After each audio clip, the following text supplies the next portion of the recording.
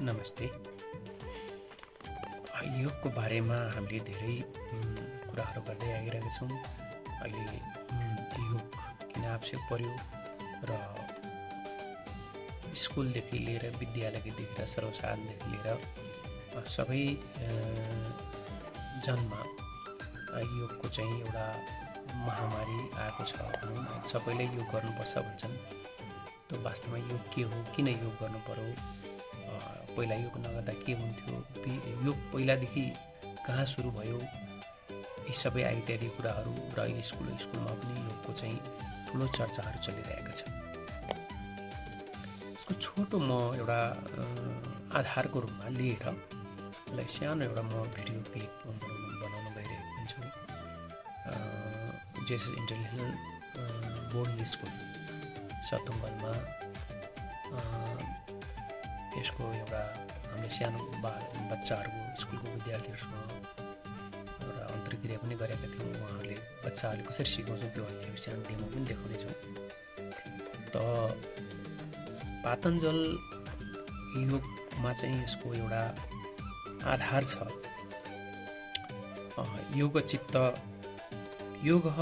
योगश्चित्त वृत्ति निरोधः। पातञ्जल योग सूत्रको प्रथम सूत्रमा नै यो भनेको छ, चित्त भनेको चाहिँ माइन्ड हो, वृत्ति भनेको थट्स हो, यसलाई चाहिँ मेन्टल एक्टिभिटिज पनि भनिन्छ। वृत्ति भनेको निरोध भनेको चाहिँ कन्ट्रोल, स्टोपिङ कसरी गर्ने भनेर चाहिँ निरोध। त हाम्रो मनभित्र रहेको योगले चाहिँ चित्त वृत्ति निरोध गरिदिन्छ भनेर यो पातञ्जल योग सूत्रमा पहिल्यैमै योगको बारेमा भनेको छ। आधार ग्रन्थहरू लिँदाखेरि यसरी लिन सकिन्छ भने श्रीमद् भागवत गीतामा के भनेको छ भनेदेखि समत्व योग उच्यते योग कर्मसु कौशलम। अब समत्व योग उच्यते भनेको ब्यालेन्स अफ माइन्ड, त्यो पनि त्यसको अर्थ यही हुन्छ भने योग कर्मसु कौशलम।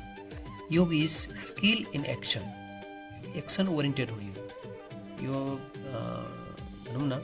पौडी कसरी खेल्ने भनेपछि जब मान्छेहरू पानीमा गएर पौडिँदैनन् तबसम्म त्यसको कोही अनुभव हुँदैन। त्यस्तै योग पनि गर्नै पर्छ, गरेपछि मात्रै यसबाट चाहिँ लाभ हुने हो। त्यस कारण चाहिँ योग कर्म सु कौशलम भनेर श्रीमद् भागवत गीताले भन्दछ। त्यसपछि अब यो योग आसनहरूले के काम गर्छ त भन्दाखेरि यहाँ एउटा श्लोक छ, नास्ति माया समम पापम नास्ति योगत परम बलम नास्ति ज्ञानत परोर बन्धुर नहङ्कारोत परो रिपुः। हिरण्य संहिताको 1 अध्यायको 4 श्लोकमा यो वर्णन छ। यसमा चाहिँ नास्ति माया समम पाप, मायाभन्दा ठुलो पापहरू केही पनि छैन। मायाले मान्छेले के गर्छ त एकदमै जक्डिरहेको छ। अब योग जति ठुलो बल केही पनि छैन। जति योग गर्छ त्यो मान्छे शारीरिक तन्दुरुस्ती हुन्छ। नास्ति योगत परम बलम, योग जति परमा बलियो बलवान शक्तिवान हुन सक्दैन। नास्ति ज्ञानत परम बन्धुर, ज्ञानभन्दा ठुलो अरू बन्धु वा साखी हुन सक्दैन।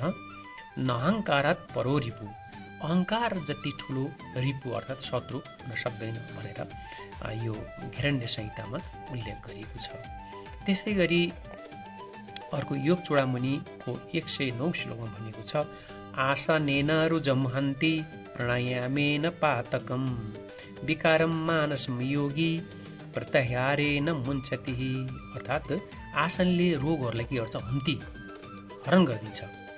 प्राणायामेन पातकम मतलब प्राणायामले चाहिँ जुन हामीसँग रहेको चाहिँ पापहरू छ त्यसलाई निकालिदिन्छ, हराइदिन्छ।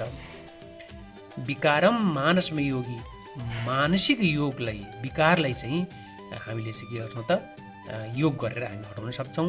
र प्रत्याहारेण मुञ्चति, सबैलाई हामीले के गर्छौँ त प्रतिहार गरेर चाहिँ यसलाई मिलाउन सकिन्छ भन्ने यसको अर्थ हुनसक्छ। अर्को भन्छ, अभ्यासात् कादि वर्णानि यथा शास्त्राणि बोधयते तथा योगम समासाध्य तत्त्वज्ञानम सलभ्यते। हिरण्य संहिताको 1:5 भनेको छ, अभ्यास कादि वर्णादि, अभ्यास गर्दा गर्दा यो चाहिँ जुन क ख क क का यसबाट योगबाट हामी के गर्छौँ त ज्ञान लाभ गर्न सक्दछौँ भन्ने अर्थ हुन्छ यसको। अब यसको अब अर्को छ घेरण्यको उपदेश 3को 26मा लेखेको छ, न च मूर्छा क्षुधा तृष्णा नैवालस्यं प्रजायते, न च रोगो जरा मृत्युर देवदेह स जायते। न च मूर्छा क्षुधा तृष्णा नैवा आलस्यम प्रजायते। न मूर्छै हुन सकिन्छ, न क्षुधा भोग नै हुन सक्छ, न तृष्णा तिर्खा नै लाग्न सक्छ, न आलस्य नै हुन सक्छ, प्रजायते हुन्छ।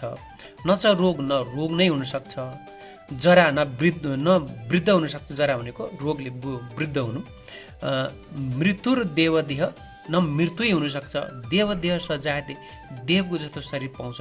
के गर्दाखेरि भन्दाखेरि खेचरी मुद्राले यस्तो हुन्छ भनेर चाहिँ खेचरी मुद्राको बारेमा चाहिँ यसरी वर्णन गरिएको छ। त्यस्तै गरी अब हठयोग प्रदीपकामा पनि यसरी यसले भनेको छ प्राणायामको बारेमा, चले बात चले चित्तम निश्चले भवेत्, योगी स्नातो माप्नोति ततो वायुम निरोधयेत्। यस्तो मन चञ्चल हुन्छ हाम्रो सबैको कि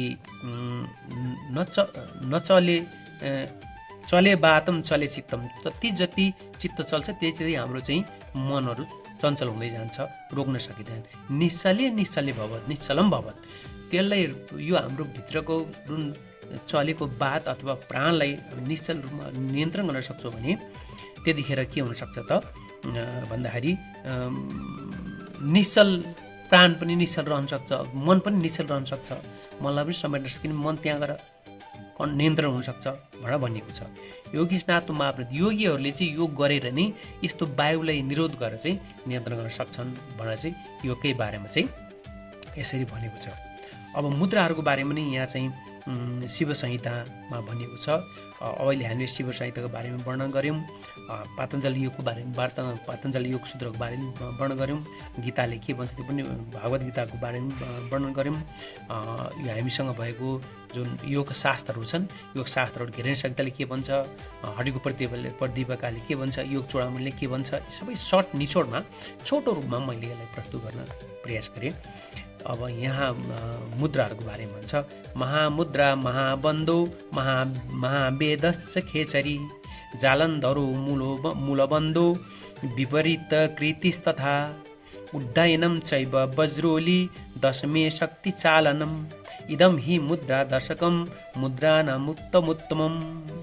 यो शिव संहिताको अध्याय 4को 21 र 22 श्लोकमा उल्लेख छ। यो यसको चाहिँ सन्दर्भहरू यसरी रिलेट छन्। त्यसकारी चाहिँ मुद्राहरूले चाहिँ नि ठुलो काम गर्छ। मुद्राहरू यो खेचरीको अघि मैले माथि उल्लेख गरेँ, यी खेचरी जम्मा 10वटा मुद्राहरू मुख्य मुद्राहरू छन्, जसमा महामुद्रा 1 भयो, महाबन्ध 2 भयो, महावेद 3 भयो, खेचरी 4 भयो, जालन्धर 5, मूलबन्ध 6, विपरीत करेनी 7, उड्डयन 8, वज्रोली 9, शक्ति चालन 10, यो 10वटा मुद्दाहरू छन्।